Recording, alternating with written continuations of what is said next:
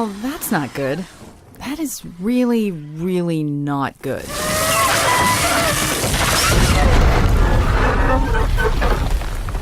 Welcome to Watch the Thrones, the weekly show where we take a look at some of the Easter eggs, important moments, and theories from the newest episode of Game of Thrones. On this episode, we'll be taking a look at Season 7, Episode 6, Beyond the Wall. Uncle Benjamin! Oh. You're right, Carapace.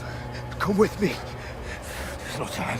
Before we begin, we publish new videos every day, so be sure to subscribe for more great content.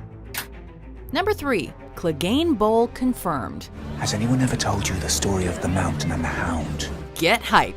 Tasked with bringing the captured White to Cersei in King's Landing, Sandor the Hound Clegane is heading right for the dwelling of his zombified brother, Gregor the Mountain Clegane. Sounds all right so far. Based on the trailer, it seems like the long-awaited confrontation between the Hound and the Mountain, known to fans as Clegane Bowl, is finally upon us, and will likely take place in the Dragon Pit in the capital.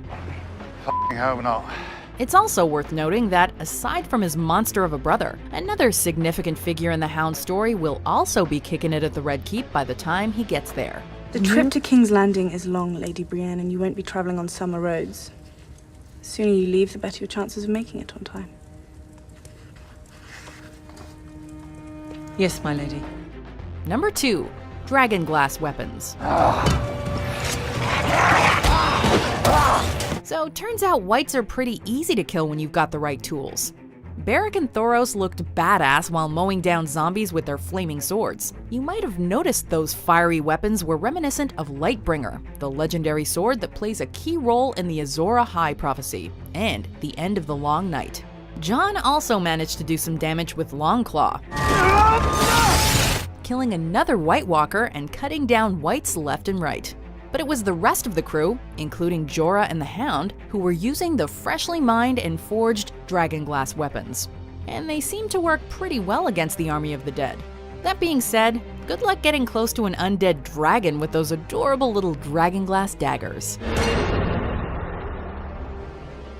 Before we get to our top moment, here are some of the best lines from this week's episode. Well, not with her yet, but I see the way she looks at me. How does she look at you? And she wants to carve you up and eat your liver? You do know her. We've met. The Unborn thought you were some kind of god. The way you were waving that flaming sword. I thought you were the bravest man I ever saw. Just the drunkest. All right. Not Danny. How about my queen?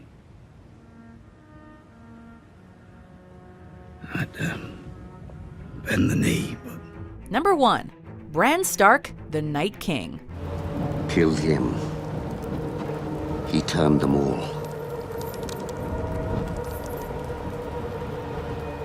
You don't understand. Okay, we're going into fan theory territory here, so buckle up. You don't hear him bitching about it. The Night King has a slightly new look, one that shares a striking resemblance with the three-eyed raven, Bran Stark. Bear with us for a moment. The Night King was able to perceive and even touch Bran while he was linked to the Weirwood tree, meaning there is certainly a connection between the two.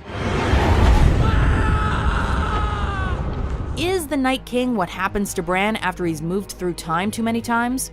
The Night King being an unnamed evil seems a little too cliché for Game of Thrones, but making the series antagonist someone we've cared about since Season 1 is exactly the kind of bittersweet twist the series is known for. We needed to defend ourselves. From whom? From you. Is the Night King literally Bran Stark? Who knows? However, what has been made absolutely clear is that they are deeply linked in ways that will only become obvious in future episodes. Bran! I'm not really. Not anymore. Do you agree with our picks? Check out these other great clips from Watch Mojo and subscribe for new videos every day.